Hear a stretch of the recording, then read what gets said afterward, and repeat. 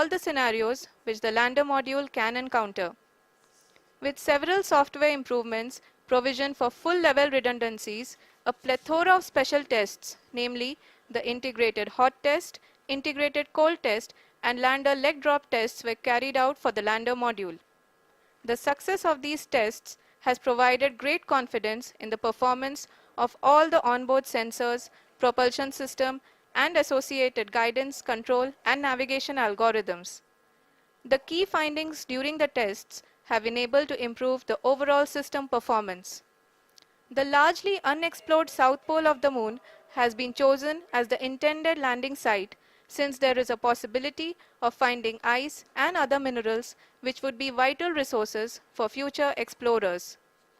Apart from continuing investigations pioneered by Chandrayaan-1 and Chandrayaan-2, the Chandrayaan-3 mission will also provide invaluable data to the science community around the world.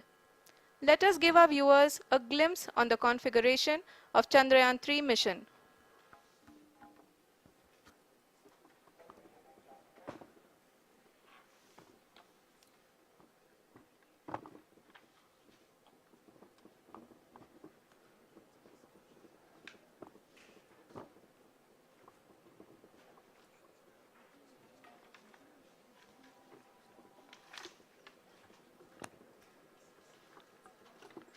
Chandrayaan 3 का mission plan लगभग चंद्रयान 2 के तरह ही बनाया गया है। यहाँ यह भी सुनिश्चित किया गया है कि चंद्रयान 3 को रॉकेट से अलग होने से लेकर के चंद्रमा के निकटतम कक्षा में स्थापित होने तक सारी गतिविधियां चंद्रयान 2 के तरह ही हों। और अब हम यह कह सकते हैं कि यह प्लान पूरी तरह से 100% सफल रहा। हालांकि लैंडर मॉड्यूल के सेंसर्स और प्रोपल्शन सिस्टम को इस तरह से मजबूत किया गया है कि लैंडर पावर डिसेंट के समय किसी भी आपदा से बाहर आकर के मिशन के मुख्य उद्देश्य को पूरा कर सके। इस क्रम में लैंडर के मुख्य सेंसर्स कारा, लासा, LHBC, LDV और LHDAC का कार्यात्मक परीक्षण भी किया जा चुका है। LDV जो कि पूर्णतः स्वदेशी तकनीकी से बनाया गया एक नया सेंसर है, इसका मुख्य कार्य लैंडर के वेलोसिटी को तीनों अक्षों में कंप्यूट करना है। पावर डिसेंट के दौरान लैंडर के सटीक पोजीशन और वेलोसिटी का ज्ञान होना बहुत ही आवश्यक है। लिराप यानी laser inertial referencing and accelerometer package इस कार्य को पावर डिसेंट के दौरान बखूबी निभाएगा। ट्रैजेक्टरी जनरेशन जो कि चंद्रयान 3 मिशन के लिए बहुत ही अहम है, क्योंकि हर ऑर्बिट मैन्यूवर के बाद यह सुनिश्चित किया जाता है कि लैंडर की मिशन ऑब्जेक्टिव को ना बदले।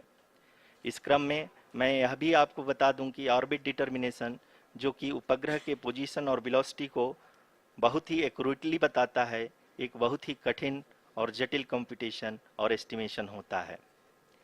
यहाँ यह भी जानना महत्वपूर्ण है कि चंद्रयान 2 का OHRC पेलोड अब तक काफ़ी ऊंचे स्तर का डैम प्रदान किया है, जिसके फलस्वरूप लैंडिंग साइट के सीमा को बढ़ाकर 4 गुणे 2.4 किलोमीटर कर दिया गया है, जो कि पावर डिसेंट के दौरान सॉफ्ट लैंडिंग कराने में काफ़ी सहायक सिद्ध होगा।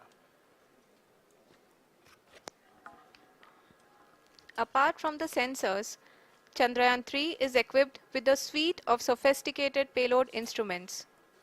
While Chandrayaan 1 and Chandrayaan 2 orbiter have provided abundant remote sensing data of Moon, equally important are the on-site localized measurements that provide ground truths. Lander and rover have payloads which are completely new and will perform in situ analysis of lunar surface. The two spectroscopes on rover, APXS and LIBS, will actively measure the surface elemental abundances at the landing location and surrounding area. The lander carries a seismometer ILSA that can sense impact events and lunar quakes. The thermal probe CHAST will measure the temperature profile and thermal conductivity of Moon's regolith. The Rambha payload will carry out lunar ionosphere studies, while the laser retroreflector array shall be a passive location indicator for future spacecraft equipped with laser altimeter. The propulsion module has not been left behind, and an experimental shape payload has been added to it as a value addition. It will help in understanding the nature and characteristics of water-rich planets and will also aid in the future study of potentially habitable exoplanets. We are minutes away from the start of powered descent. The entire powered descent shall be carried out by the Onboard Autonomous Landing Sequencer or ALS, which is a series of instructions preloaded to the lander module. These instructions include the commands to be executed, data to be collected and analyzed, and decisions to be made and executed autonomously throughout the powered descent.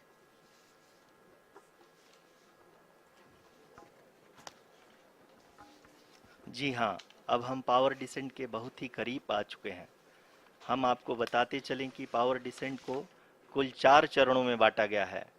सबसे पहले आता है rough breaking phase, जिसमें lander की ऊंचाई को चंद्रमा की सतह से 30 किलोमीटर से घटाकर 7.4 किलोमीटर कर दिया जाएगा। इस पूरी प्रक्रिया को पूरा करने में लगभग 11.5 मिनट लगेगा और इसका समानांतर वेग 1680 मीटर प्रति सेकंड से घटाकर 358 मीटर प्रति सेकंड हो जाएगा। We have continuous flow of lander telemetry data from ISRO's Deep Space Network IDSN-32 located in Belalu, Bengaluru. The data is being acquired real-time by station and is flown to the Mission Operation Complex through our communication links. In addition to it, we also have support from ESA and JPL DSN stations. There will be no ground intervention once the ALS takes charge. The preparation for today's event had started 48 hours before, wherein various pre-selections and uplinking of parameters for the autonomous landing sequence were carried out. The whole descent is divided into 4 phases: the rough braking phase, the attitude hold phase, fine braking phase, and the local navigation phase or the terminal descent phase.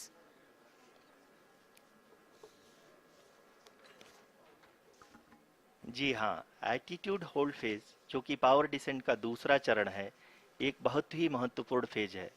इस 10 second के small duration के दौरान lander के 2 महत्वपूर्ण sensor कारा और Lasa lander की ऊंचाई की गणना करेंगे। इस फेज के पूरा होते ही लैंडर चंद्रमा के सतह से कुल 6.8 किलोमीटर की ऊंचाई पर होगा। During the rough braking phase, the lander velocity shall be brought down from 1680 meters per second to 358 meters per second. The altitude will be brought down from 30 kilometers to 7.4 kilometers at the end of rough braking.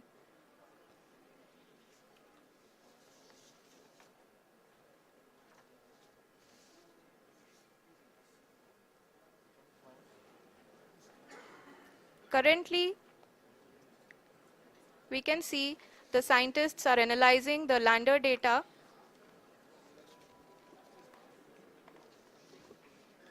जी हाँ, हम ये देख सकते हैं कि mission operation complex रूप में बैठे सभी वैज्ञानिक ये जो भी डेटा देख रहे हैं वो डीप स्पेस नेटवर्क IDSN 32 के द्वारा प्रोवाइड किया जा रहा है।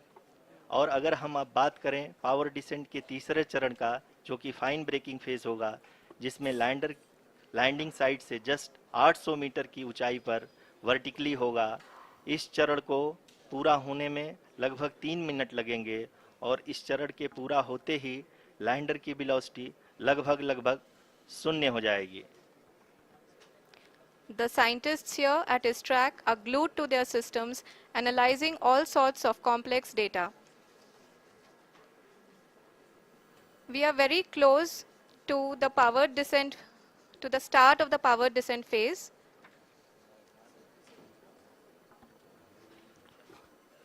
जी हाँ, अगर हम अब बात करें पावर डिसेंट के चौथे और अंतिम चरण का, जो कि लोकल नेविगेशन फेज या टर्मिनल डिसेंट फेज भी कहा जाता है, इस दौरान लैंडर के 2 इंजन बंद कर दिए जाएंगे और लैंडर के सेंसरों द्वारा इसके हाइट और वेलोसिटी की गणना इनर्शियल नेविगेशन को भेज दिया जाएगा। इस दौरान लैंडर 150 मीटर की ऊंचाई को प्राप्त करने के बाद कुल 131 सेकंड लगाएगा।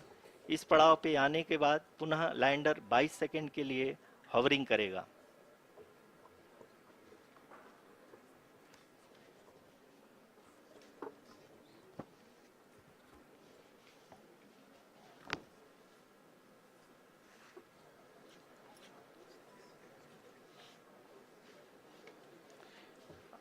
आप इस समय अपने स्क्रीन पे मिशन ऑपरेशन कॉम्प्लेक्स में बैठे सभी मान्यगणों को देख सकते हैं, जो कि बहुत ही उत्सुकता के साथ टेलीमेट्री डेटा को देख रहे हैं। अभी हम लोग पावर डिसेंट शुरू होने से जस्ट कुछ ही पल दूर हैं।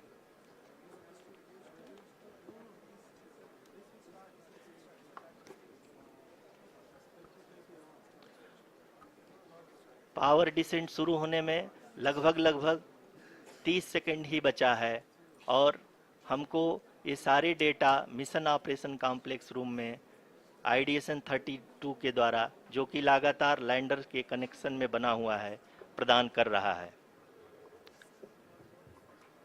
Dear viewers, the pivotal power descent has begun and the lander module is propelling towards the moon's surface along the intended trajectory.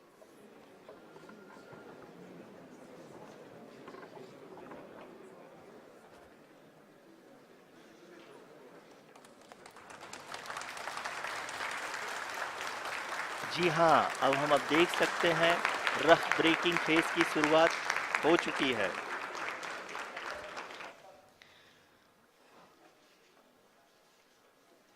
During this rough braking phase, the lander velocity shall be brought down from 1680 meters per second to 358 meters per second. The altitude will be brought down from 30 kilometers to 7.4 kilometers at the end of rough braking. All this in the duration of 690 seconds or 11.5 minutes. Currently, the Laser Inertial Reference and Accelerometer package (LIRAP) is aiding in the navigation. जी हाँ, अभी आप अपनी screen पे देख सकते हैं कि lander अब तक कुल 191 किलोमीटर हॉरिजेंटल दिशा में चल चुका है और अभी तक इसकी वेलोसिटी लगभग 31 किलोमीटर बनी हुई है।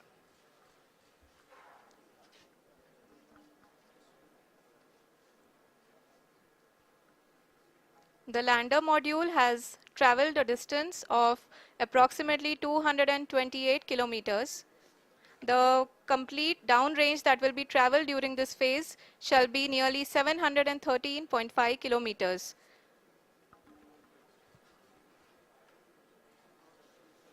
जी हाँ, कुल 745 किलोमीटर के इस रफ ब्रेकिंग फेज में आप देख सकते हैं कि हम लोग लगभग अपनी यात्रा 20% कंप्लीट कर चुके हैं।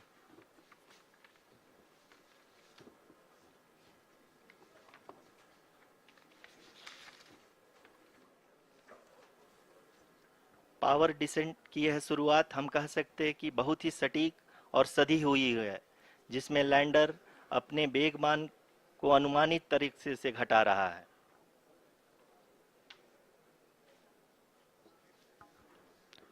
The altitude of the lander module will reduce from 7.4 kilometers to 6.8 kilometers. During the next phase, which is going to be the attitude hold phase.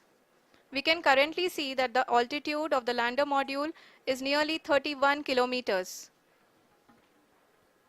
Arushi, अभी हम इस ग्राउंड ट्रेस को देखते हुए कह सकते हैं कि रफ ब्रेकिंग फेज की शुरुआत बहुत ही अच्छे तरीके से हुई है। आप ये देख सकती हैं कि जो भी प्रोजेक्टेड ग्राउंड ट्रेस है, उसी पे अपना लैंडर मॉड्यूल आगे चलते हुए बढ़ रहा है। अभी तक ये देखा जा सकता है कि लैंडर मॉड्यूल लगभग 370 किलोमीटर क्षैतिज दिशा में चल चुका है। The mission operations team is analyzing the data. We can all see the seriousness and the concentration with which each and every parameter of the lander module is being analyzed. The performance so far seems to be nominal. जी आरुषि, चूंकि ALS activate किया जा चुका है, इसलिए ground से कोई commanding नहीं की जा रही है। इस दौरान आपके स्क्रीन पे ये सारे डेटा इसरो के डीप स्पेस नेटवर्क से रियल टाइम में आ रहे हैं। इस मिशन में सेकेंड और थर्ड ऑर्डर गाइडेंस पॉलिनोमियल का प्रयोग हुआ है, जो कि इनर्शियल थ्रस्ट और एंगल के हमेशा सुनिश्चित करेगा। During the entire descent, there is no ground intervention as the ALS has taken charge. The preparation for today's event had started nearly 48 hours before, wherein various pre-selections and uplinking of parameters were done. We can see that the vertical velocity of the lander module has been brought down. It is continuously coming down. And the ALS had already been initiated 1 hour before the scheduled time of the power descent start. Following this, the throttleable engine electronics module, the TECM, was switched on and lander was oriented to the favorable attitude. जी हाँ, आप अपने screen पे देख सकते हैं कि lander module, जिसकी शुरुआत में वेलोसिटी 1680 मीटर पर सेकंड थी, लगभग 1150 मीटर पर सेकंड हो चुकी है, जो कि एक बहुत ही मैजेस्टिक शुरुआत कही जा सकती है इस रफ ब्रेकिंग फेज के लिए।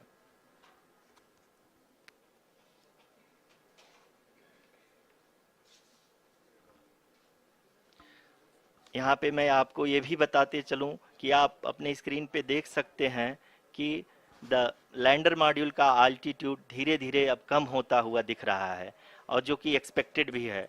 अभी हम बात करें करंट आल्टीट्यूड की, तो जो कि 28.6 किलोमीटर के आसपास है। आप स्क्रीन पर ये भी देख सकते हैं Chandrayaan 3 lander imager display. The lander imager is continuously taking photographs of the moon's surface, and that is also being streamed here. Currently, the horizontal velocity has been brought down and the distance traveled is 574 kilometers. The current altitude is 27 kilometers as can be seen on the screen. जी हाँ, करीब करीब अपने आधे सफ़र को पूरा करते हुए इस रफ ब्रेकिंग फेज में लैंडर बहुत ही आगे की तरफ बढ़ते हुए अपनी ऊंचाई को घटा रहा है। अगर अब बात करें तो लैंडर की ऊंचाई चंद्रमा के सतह से लगभग 27 किलोमीटर से नीचे हो चुकी है, करीब करीब 26.7 किलोमीटर के आसपास है। The next phase after the rough braking phase is the attitude hold phase, which will be for a duration of nearly 10 seconds. The lander will be oriented such that both the altimeters will be looking exactly towards the moon's surface. At the end of this attitude hold phase, height measurement update to navigation system will be given from the laser and car band altimeters. Currently, we are in the middle of the rough braking phase. जी हाँ, अगर हम ध्यान से देखें तो लगभग 8 minute की यात्रा के बाद लैंडर अपनी हॉरिजेंटल वेलोसिटी को लगातार कम करते हुए अपनी ऊंचाई, अभी की ऊंचाई के समय 24 किलोमीटर की ऊंचाई प्राप्त कर चुका है।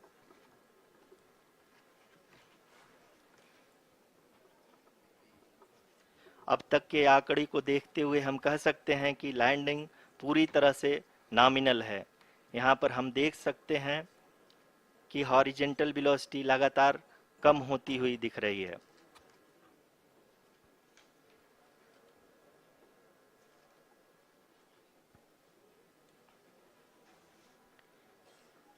The altitude of lander from ground is currently 22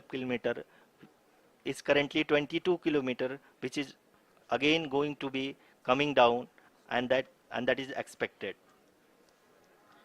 For the viewers who have joined now, we are in the power descent phase, and we are in the rough braking phase, which is the first phase of the power descent. We have currently traveled a downrange of 697 kilometers, and the downrange that has to be traveled during this phase is 713.5 kilometers. जी हाँ, अभी आप देख सकते हैं कि lander की horizontal velocity लगभग 720 metre प्रति सेकंड हो गई है, लगभग लगभग हम ये कह सकते हैं कि 900 मीटर पर सेकेंड वेलोसिटी को कम किया जा चुका है।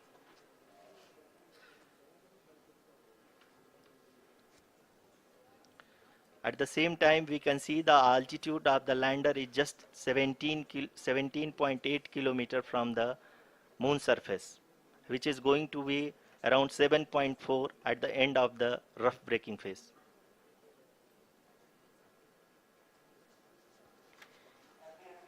इस फेज के बाद हम जाएंगे towards the attitude hold phase, where we will be expecting sensor update from the laser and car band altimeters.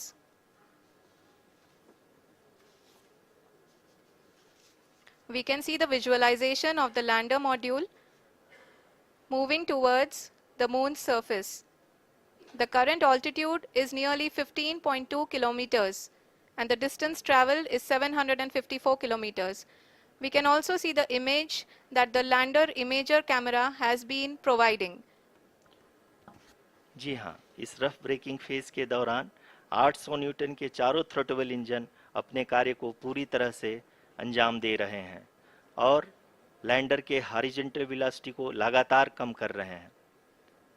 अब तक लैंडर लगभग अपने 75 से 80% की यात्रा को पूरा कर चुका है।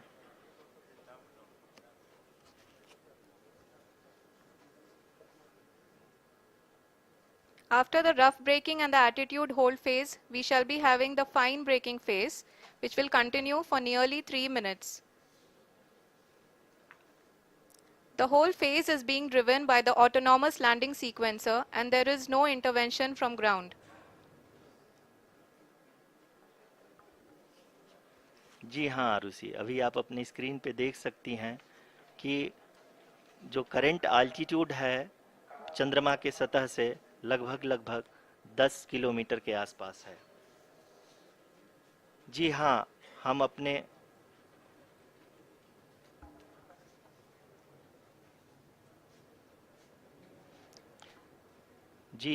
हमारे प्रधानमंत्री जी श्री नरेंद्र मोदी जी हम सभी का उत्साहवर्धन करने के लिए दक्षिणी अफ्रीका के जोहानसबर्ग से जुड़ गए हैं।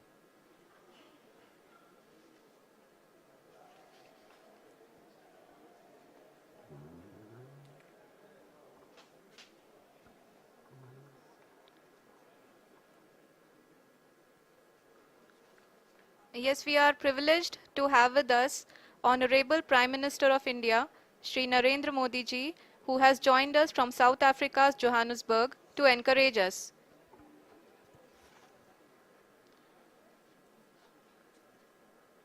जी हाँ, आप ये देख सकते हैं एल्टीट्यूड होल्ड फेस भी बहुत ही आसानी से लैंडर फेस ने पार कर लिया है और अब फाइन ब्रेकिंग की शुरुआत हो चुकी है।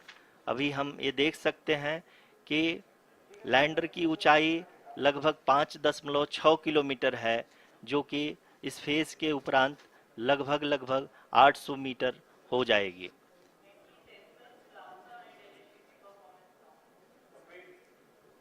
We can hear from the mission operations team that the sensors are performing nominally. And we are currently in the midst of the fine braking phase, which is going to continue for 3 minutes. And the altitude is going to be reduced to nearly 800 meters at the end of this phase. जी हाँ, जैसा कि आरुषि जी ने बताया कि लगभग 3 minute के उपरांत lander की हाइट लगभग 800 मीटर वर्टिकली होगी और यहाँ पे लैंडर की horizontal velocity, vertical velocity, even down range भी लगभग शून्य होगा। We can see the visual of the lander module and we can see that the down range traveled is nearly 831 kilometers.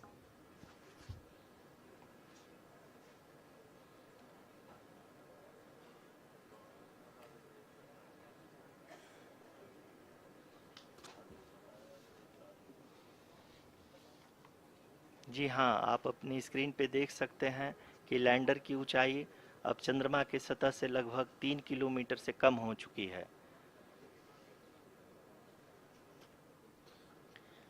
We are very close to the moon's surface, nearly 2.6 kilometers as we can see.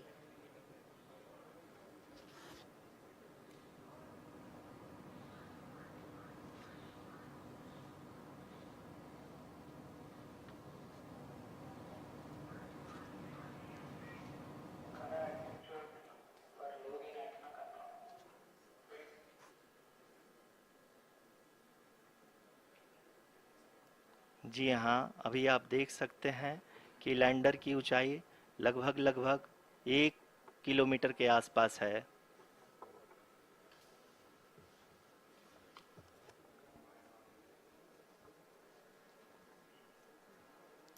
We are nearing the final phase of the power descent, which is going to be the vertical descent phase or the local navigation phase. जी हाँ, अब हम fine breaking waves के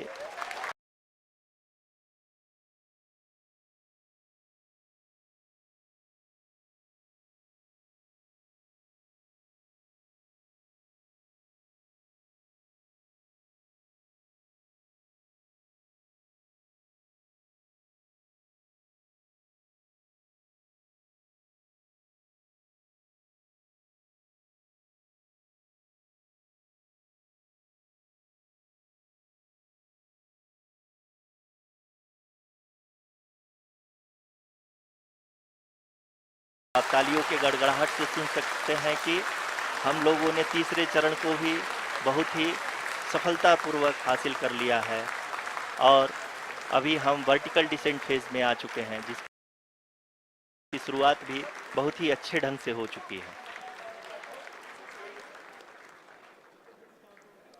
Lot of applause indicates that till now the performance has been nominal. We are in the vertical descent phase 1. The altitude is being brought down from 800 meters and we are nearing and approaching the lunar surface. जी, आप अपने screen पे देख सकते हैं कि lander का height लगातार कम होता जा रहा है। इस समय हम लैंडिंग साइट के जस्ट ऊपर हैं और इस समय इसकी ऊंचाई लगभग 600 मीटर के आसपास है। इस फेज के दौरान लगभग 150 मीटर के ऊंचाई पे पहुंचने के बाद लैंडर अगेन लगभग 20 से 22 सेकंड के लिए हॉवरिंग करेगा। We are above the landing site. The horizontal as well as the vertical velocity is now being constantly reduced. And the lander module has begun its descent towards the landing site.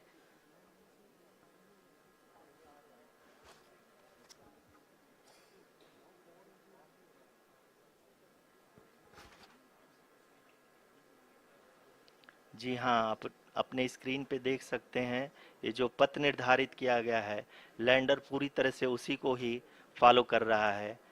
इस समय हम लगभग 200 metre की height से भी कम आ चुके हैं।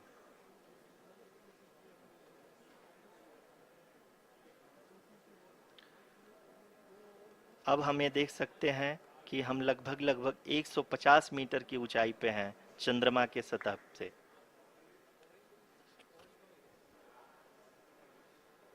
We are approaching the vertical descent phase 2, which will have the lander module hovering at nearly 150 meters above ji the हाँ, lunar surface. जी हाँ, आप इस तालियों के गड़गड़ाहट को सुन सकते हैं जो कि सेकंड हाइब्रिड फेज के कंप्लीट होने के बाद इन सारे वैज्ञानिकों के द्वारा की जा रही है।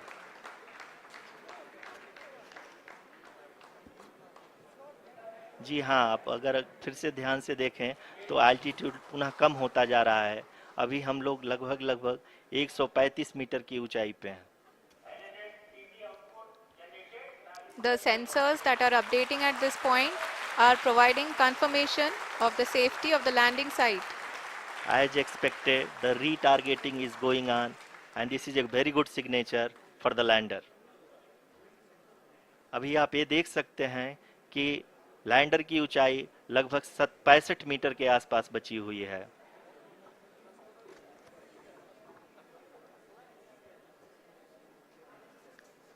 Currently, only 2 engines are now being fired, and we are nearly at zero velocity, vertical and horizontal. We were hovering, and now we are approaching the moon's surface. धीरे धीरे लैंडर की वेगमान को कम किया जा रहा है और हम अब लगभग 50 मीटर से भी कम आ चुके हैं. We can see the Honorable Prime Minister, Shri Narendra Modi ji, who is here to encourage us, and he is critically looking at the visuals.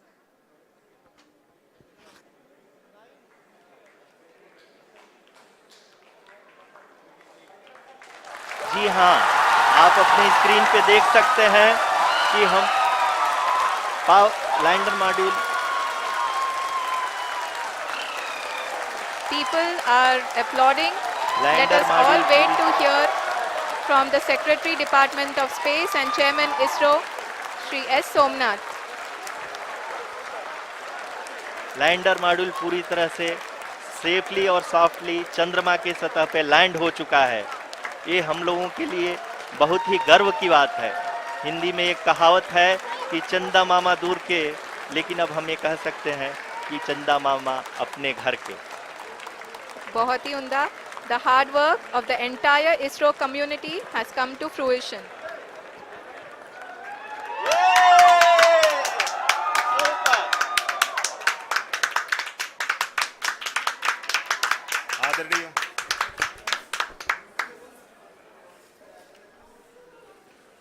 आदरणीय प्रधानमंत्री जी, नमस्कार. Sir, we have achieved soft landing on the moon. India is on the moon. Sir, I request our Honorable Prime Minister to address us and bless us. Thank you, sir.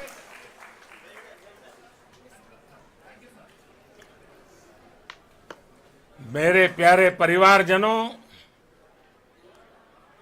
जब हम अपनी आंखों के सामने ऐसा इतिहास बनते हुए देखते हैं तो जीवन धन्य हो जाता है.